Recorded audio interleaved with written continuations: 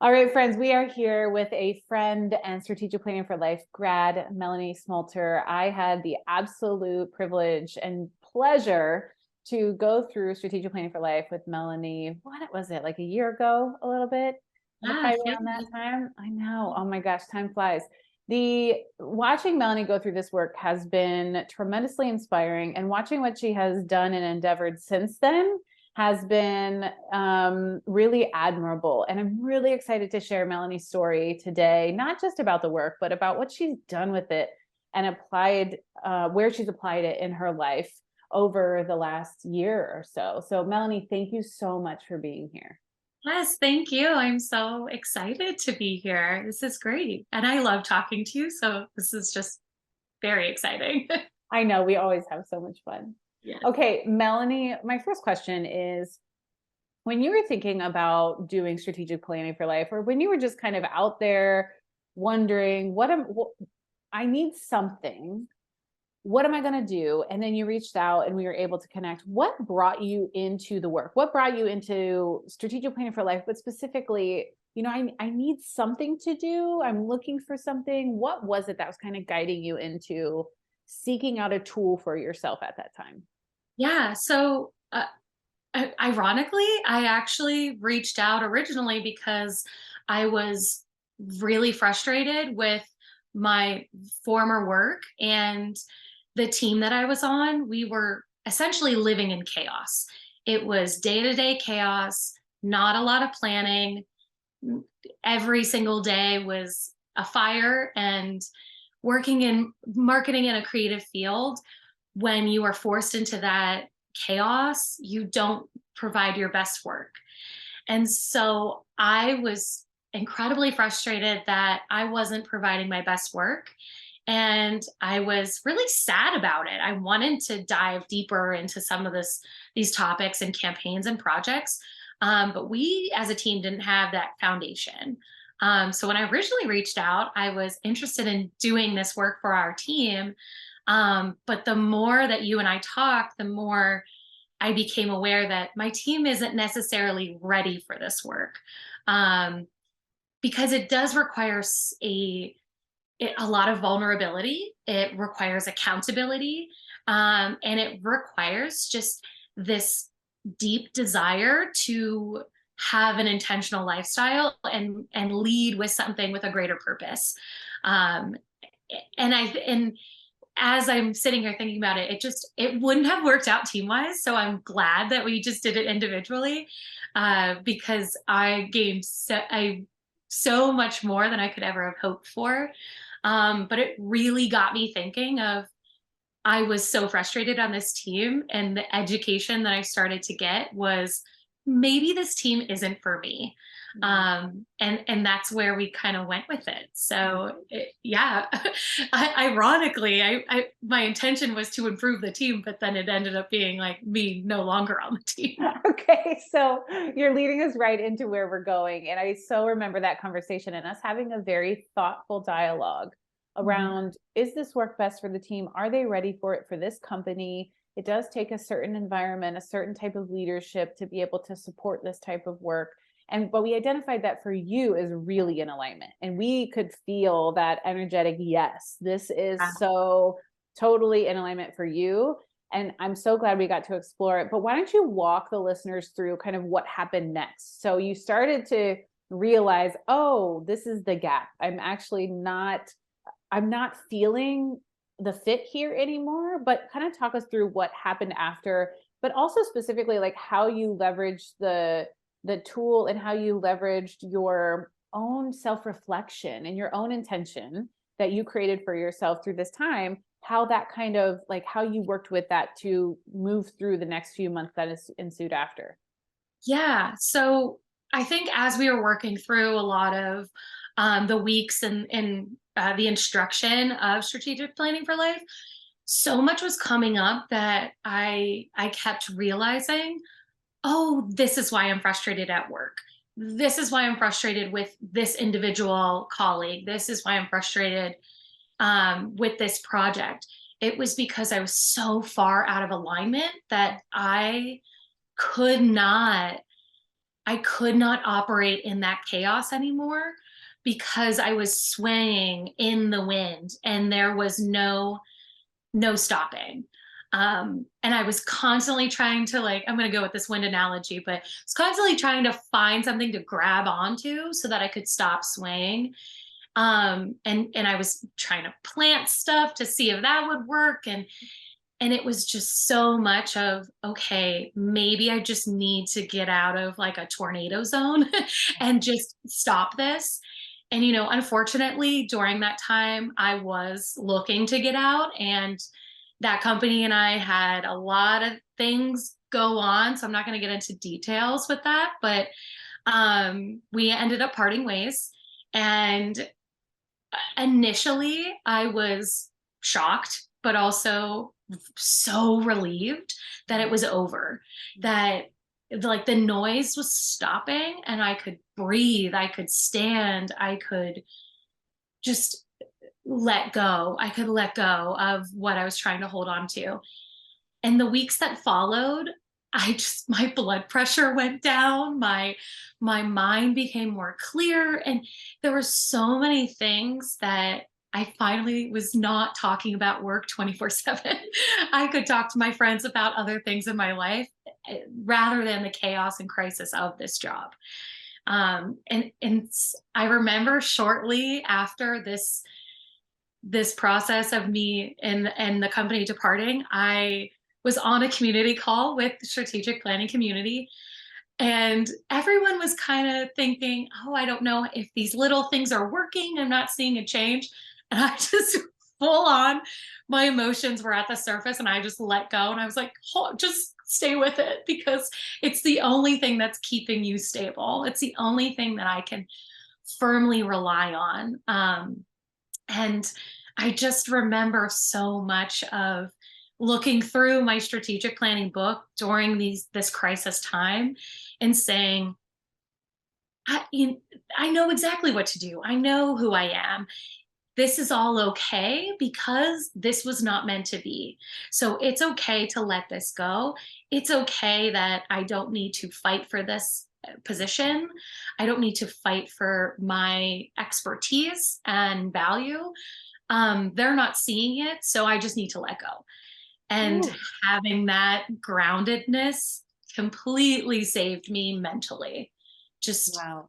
I remember so much just during that community call, and I go, oh my gosh, I needed this. This is the only thing that got me through that time, was having the self-awareness of the tools and the things that I learned through this course.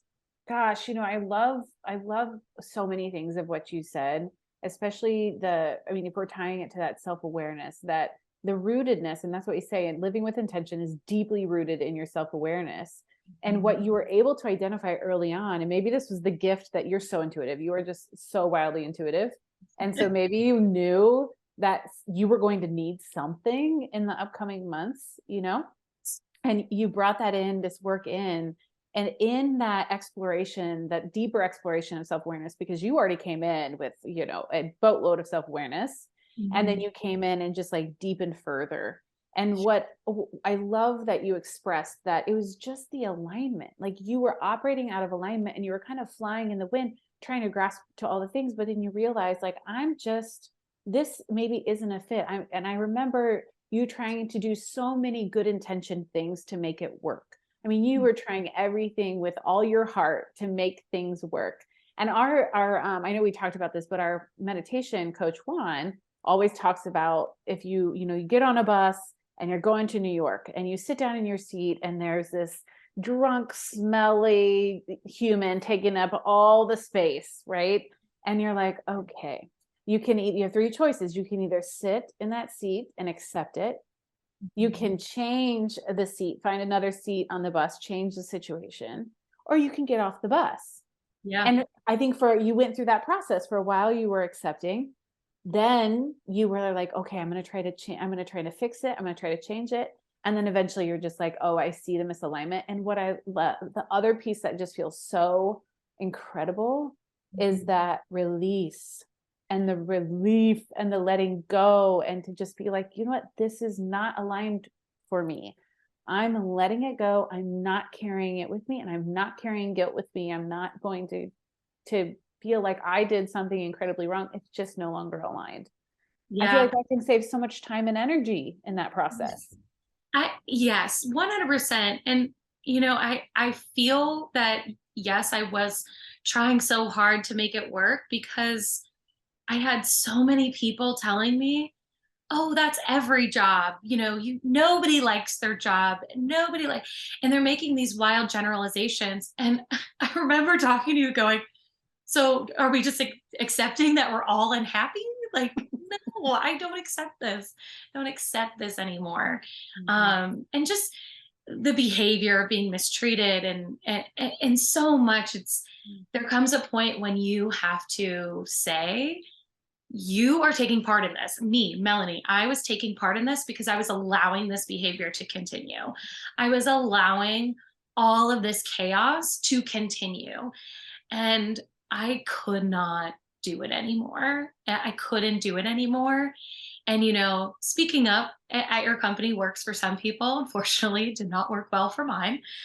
They were not open to that feedback, and it, that is unfortunate because there is so much learning and improvement that employees would be so much happier if leadership would actually understand the mental and physical demands that a job is doing. Mm. Uh, and yeah, that release, I mean, the first couple of weeks, it was really, I was frozen. I just was so, I couldn't comprehend what was happening.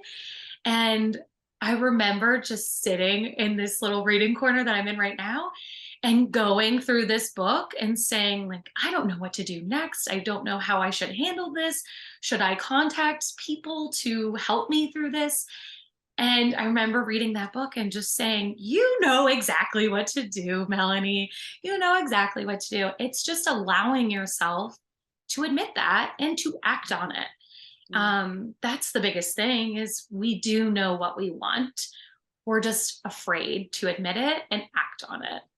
Oh my gosh, yes, sister. That is, part of the program is so much about you do you. Our job is to hold the space and to ask questions. And then however you show up on those pages, that's your truth, right? Mhm. Even no matter, even if you answer the question differently than what I may answer the question, that's the point. The point is to write down what you know. It's to get that deep inner knowing out onto paper and out into the world so that what you're showcasing is that it's not only valuable in the good times, in the easy times, in the exciting times. It's not only valuable during those times, it's also wildly valuable to give yourself that gift so that when things do get hard and complicated and confusing, you come back to this anchor and say, oh yeah, I do know myself. I do know exactly what I want. Now I just have to go out and find that and design around that. Yes, that is the biggest thing that I got out of this course was, yes, there was a lot of small things that I did in my life that when I was, happy and joyful and doing all the wonderful things. Yes, it felt great. It felt great to do all those things, but it was in a time of, sadness, depression, trauma, crisis that I leaned heavy on the tools and the material that I learned from this work because it set me straight. It was a compass. It was, I like to call it a roadmap to Mel because it really was like, if you need to understand me or figure out how I work, like that book is how you figure it out. Right. Which is what we hope, right? That you go give that whoever that next leader is, which we're going to get into that process now, but that whoever that next leader is sharing that, right? And being able to say, hey, this is Mel. This is who I am. This is how I define myself. If I start to get outside of my alignment, this is what I look like and how I act. Here are my values. Here's what is really important to me in life and what I really want to do and how I prioritize my time. And a great leader is going to be like, thank you. This is amazing, because Yeah. that awareness as a tool is so valuable to a leader to be able Yes. to know someone and for them, that person to know themselves and to take ownership of themselves. It's like, incredible information. Yeah, it's taking that ownership and you're being accountable for yourself, but you're also telling, a future leader or someone in your life, "Hey, this is what I demand of myself. So if I'm not doing it, then I am failing me." Mhm. And the people in your life that recognize how serious you are about staying true in this path, they will recognize when you're out of alignment. I One of my dearest friends recognizes it immediately. And it's amazing because I go, "Oh yeah, you're right. I didn't nap today." And that's very important to me to have enough sleep. And it's very interesting that the people in your life that get it are the ones that are also just fully committed to you living your best life and your truth. So valuable. I mean, the people around us, they are our first community. So Yeah. tell me, as you are, expanding into what's next for you and kind of looking at the road ahead, how are you using this work to help you job search and choose what's next? And is it different than what you've experienced in the past? Because I think this is a very real situation for a lot of people right now. And I really admired how you are handling it, because you are showcasing and living your values and your intentions, and I see it just on social channels, right? I can see you doing it without having to like be at a job doing it for the job. You're doing it for yourself, and it's amazing. And so as you're going through this process, shed some light on how you are approaching the job search, what it's been like, how you're using this knowledge and awareness of yourself to find what's next. Kind of give it a set full picture. Yeah, job searching is so hard. It is so hard. And especially as we grow with technology, it just becomes more complex. Mm. And you scroll through LinkedIn and you'll see hundreds of people complaining about job search. And I think one thing that we can really do better as a society is looking inward and saying, what do I actually want in a job? Mhm.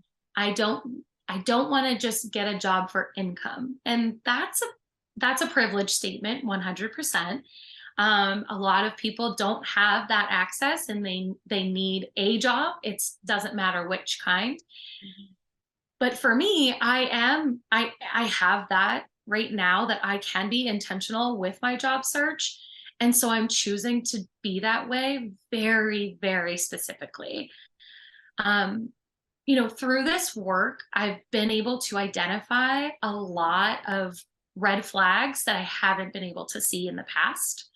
Um, and I really put forward my values and what I'm looking for. So, for example, one of my like non-negotiables is this educational component. There's a development component. I want to be able to root myself in a position and grow with the company or brand. Mm. And so now one of the questions that I ask in every interview is, when is the last time you internally promoted someone? And you get a wild range of answers, right? You have the ones that are very thoughtful and they say, yes, actually, this person just did this and we started this whole new branch, and they get really into it.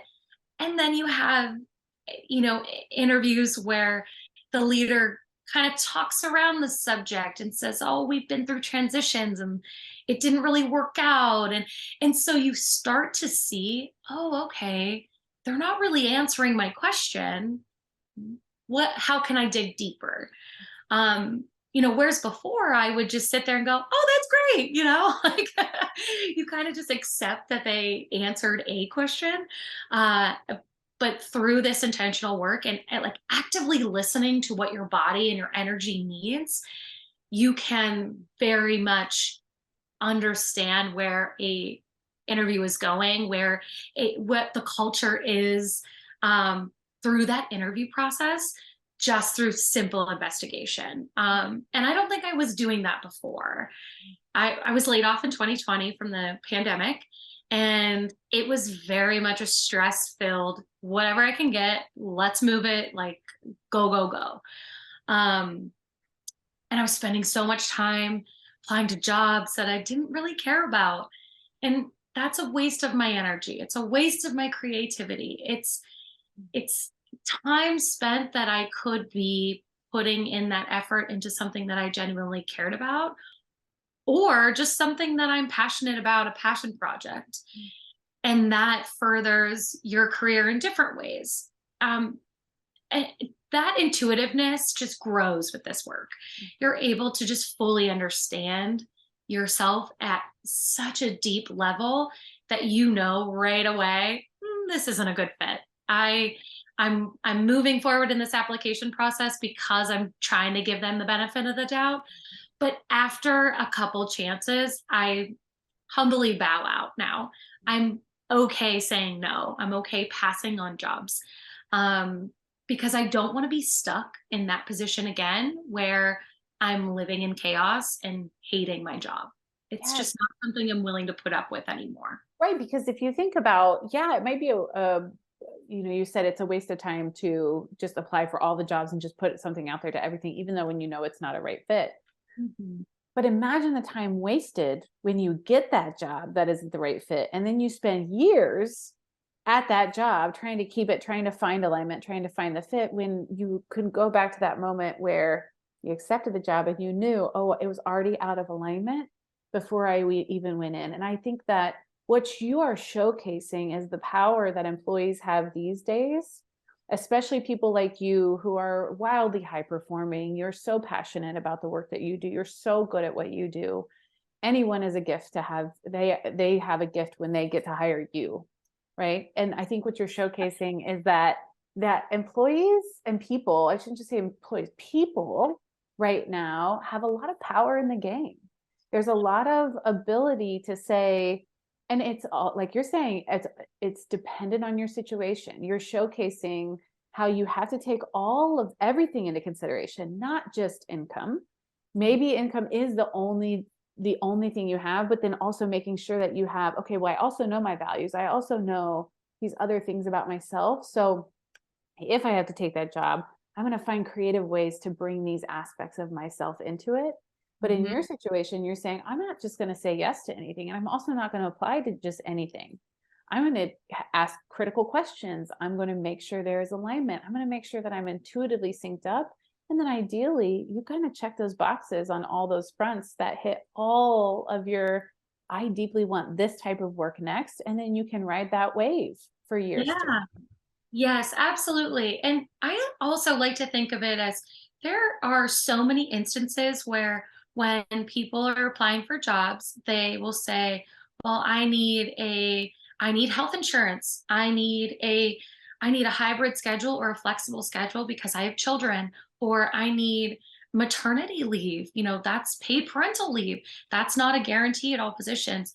And in the way that society kind of pushes us, those questions we are comfortable asking for. We are comfortable saying, I need this because it's my child, it's my health, it's this. My mental health is equally as important as my physical health.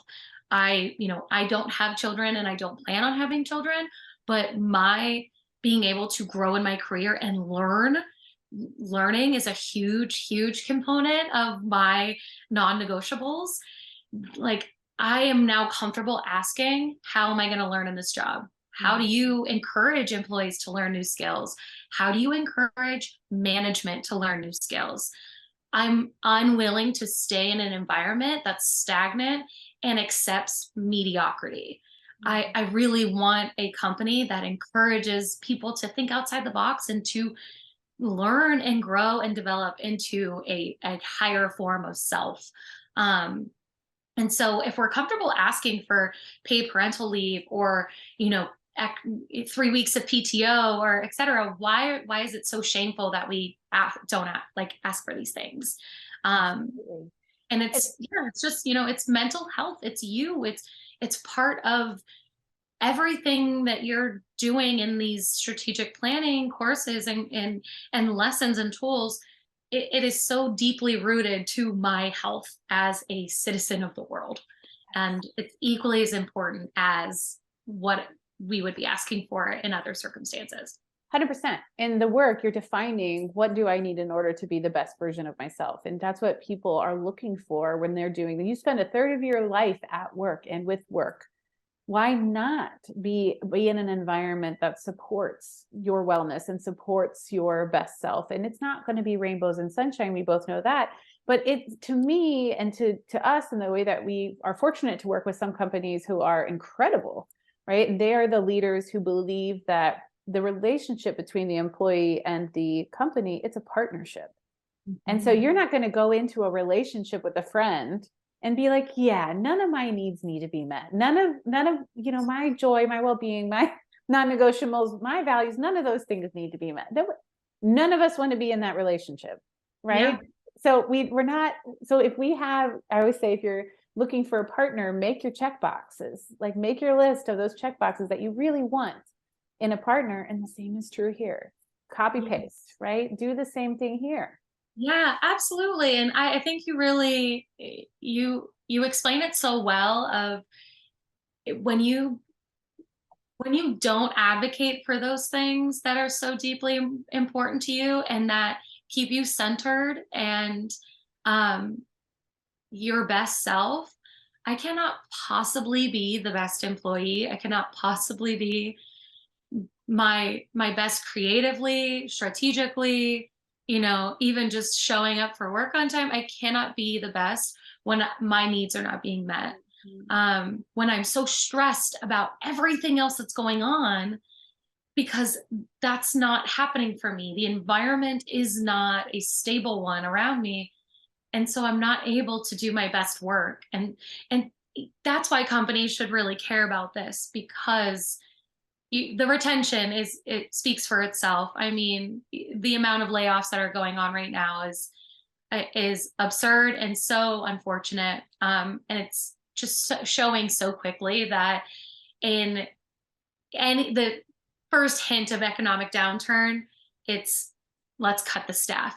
And so you cannot possibly say that you're people first when that's your first inkling is let's cut the staff, not let's cut bonuses, let's cut snacks in the break room. It's things like that that I no longer am accepting these things that just don't work for me, because a company will replace me very quickly. Yes. So why I can mean, I not just put myself first? right. It's words of wisdom and finding the companies that there are, because there are many companies out there, right, that will have a conversation with their people to say, hey, transparently, we're not in a good place, or we need to get to this point. What would you rather do? Would you rather have us cut some positions, or would you rather take a salary cut? And I know that sounds like pie in the sky, but there are companies that really make these hard decisions and have hard conversations and think about the people as people. And our job as the people who are applying for the companies, it's our job to go and ask the question. It's the person's job to go and ask, like you're saying, advocate for yourself, observe how people respond in those conversations, so that in a critical situation like that, what might happen, right? How might those leaders respond? And what I love is that you're just taking your time, like you're taking your time and you're being very thoughtful and choosing the right fit and the right leaders and the right people to be around, versus just kind of jumping in and then ensuing chaos, right? Just kind of continuing that cyclone. You're just Yeah. being very thoughtful about the right fit. And I think that's so important. Yeah, and that's really hard for a lot of people, especially, I see so many people just getting burnt out by the application process in general.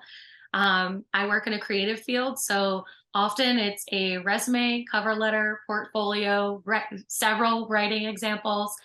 I was just talking to my dad about this, that oftentimes it's 3 to 5 rounds that I'm going through in an interview, and it's exhausting. And you're trying to showcase yourself on a page, and so you have to find ways to make it feel like you. And now I make a resume that's colorful and creative because that's me. Mhm. I make up Spotify playlists because that's me. I like that.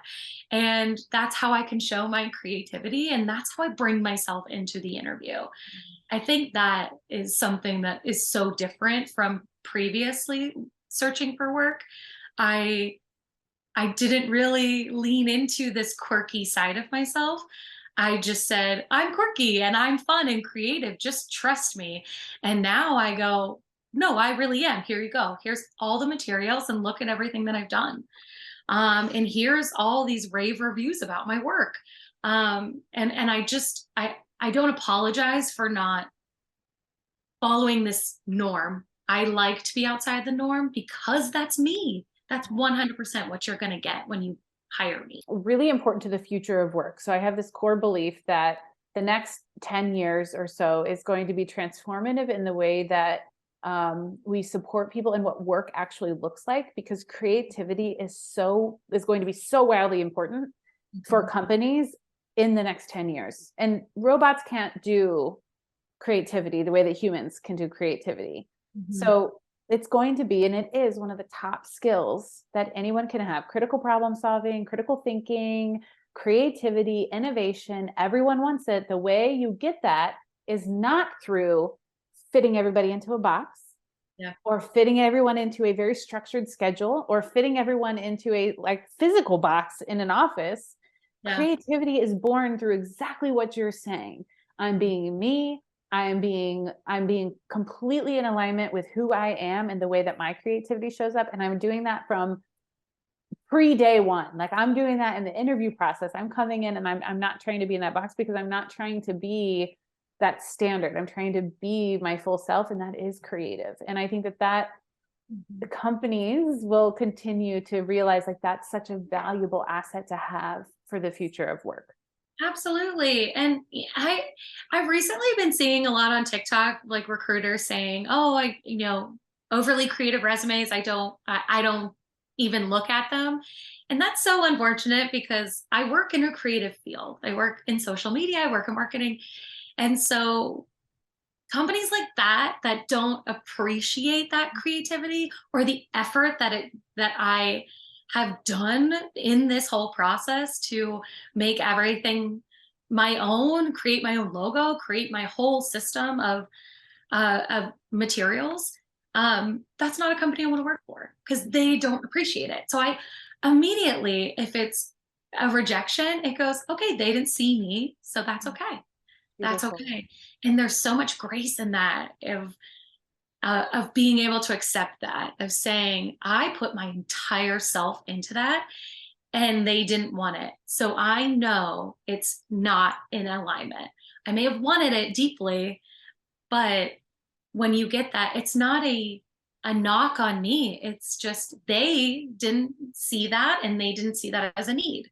Yeah. And so now when I'm applying to jobs, when I get a rejection, yeah, I'm bummed, but it's not this devastating process. I can really give myself that grace of I did everything I possibly could to get that job.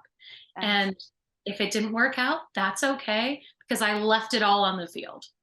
And we really need to do more of just forgiveness and saying you're applying to, 20, 30 jobs a week and you're not getting a job. Honey, it's not you. Like sometimes it's, yeah, we need to rework our resumes, we need to redo some stuff. But when you lead with that intention of, I'm going to put my entire self into this and you're unapologetic about it, that is where that magic happens. And the companies that respond to that and that I've been interviewing with on, second, third, and fourth interviews, they are the ones that I find that I have been deeply aligned with, because they get it and they'll make note of it. Like, oh, I really love that you included this, or oh my gosh, that was so sweet that you added all of these quotes to your reference list. And it's like, okay, that's great. I liked it too. Oh my gosh, Melanie, I adore this so much. And I'm so grateful that we got to talk to you in the middle of this process. Like, I'm glad that you are like smack dab in the middle of it and figuring things out as you go, because it's such, I would assume that for a lot of listeners, it's just so valuable to hear because it's so relatable for so many people and what they're going through right now. And you have such a grounding in the way that you're approaching it. And it gives me so much inspiration just listening. So I can only imagine, and I'm not in that process right now. So I can only imagine for others who are in the process, what they're experiencing. Just to hear you share your story is deeply meaningful. So I think what's going to happen is we might have to have a part 2 of this conversation to have a follow-up. after a couple months and see where you're at and see how things are going.